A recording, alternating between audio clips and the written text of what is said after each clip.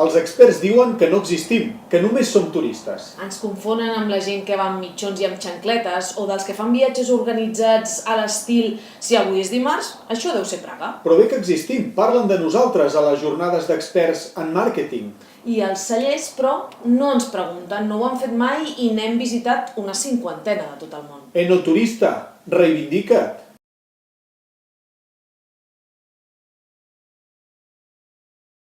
El 90% de cellers posen el seu número de fax al web, però n'hi ha molt pocs que et deixin fer una cita per WhatsApp. A la majoria de casos el que et demanen és que enviïs un mail. Un correu amb el nom obligatori, amb el telèfon obligatori, amb el correu obligatori. Sembla que estiguis sol·licitant una beca. Al web posa visita'ns, però en realitat sembla que estiguin dient no molestis.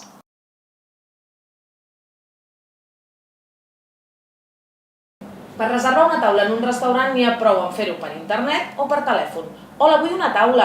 Sí, per diumenge, som 12. A les 3. Gràcies. En un celler, en canvi, has de trucar en horari d'oficina. La persona que te l'ha d'agafar no hi és. Ha sortit, avui no treballa, envia un correu. Et traslladen un problema en lloc d'oferir-te una solució. Estaria bé fer-se passar per un importador suec. Hola, sóc la Inga d'Estocolm. Vull 50 palets del vostre vi. Ah, i diumenge vindrem amb la meva parella a visitar el celler. A les 11.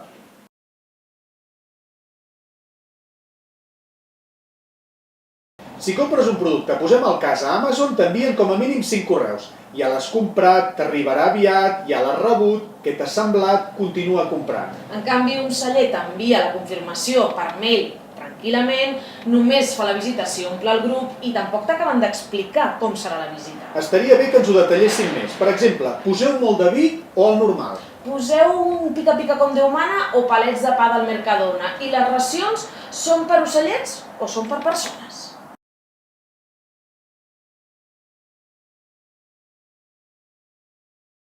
Un altre drama és quan poses al Google el nom d'un celler. No és el mateix posar Masia de Can Pendolet, Arrabal de Santa Glòria, barri de Santa Maria Puríssima sense pecat concebuda, província de Sòria.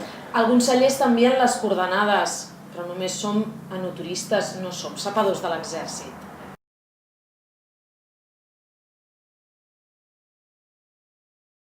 Aquesta és, com a mínim, la segona preocupació més gran d'un enoturista. A vegades et ve al final de la visita, estan a la sala de tines, que el nen et pregunta «Mama, quan dinem?» I la perspectiva de fer 2 hores de cua davant de l'únic bar del poble per menjar pollastre a la brasa i patates fregides congelades ja us ha arruïnat la visita.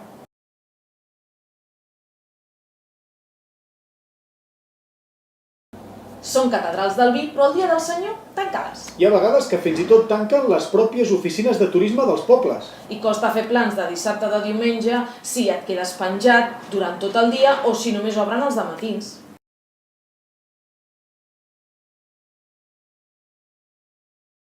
Encara hi ha cellers, pocs, que et reben amb un vídeo. Quin plasma! Fas centenars de quilòmetres per plantar-te a la porta de casa seva i et reben amb un recurs que podries haver vist des del lavabo de casa. Són imatges gravades amb drons, amb veus avellotades, amb molt d'Instagram. Llavors mires el celler i tot et sembla més gris. La imatge del viticultor és irreal. L'avi, un heroi. La filoxera, una plaga que ho va destruir tot. L'actual propietari, un emprenedor d'èxit. I el nostre vi és l'elixir de l'eterna joventut. Però és que resulta que comparteixen els drames amb un autònom. Per tant, per què no fer vídeos més empàtics?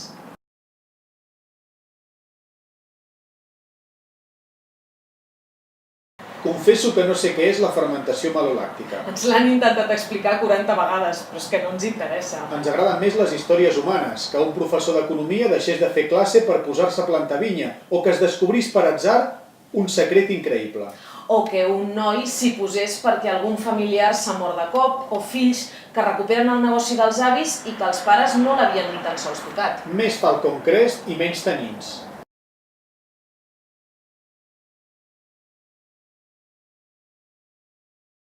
L'enoturista té consciència, sap el que vol i algun dia reivindicarà. Algun dia li dirà als cellers, això és el que m'agrada i el que no un cop hagi sortit de l'armari.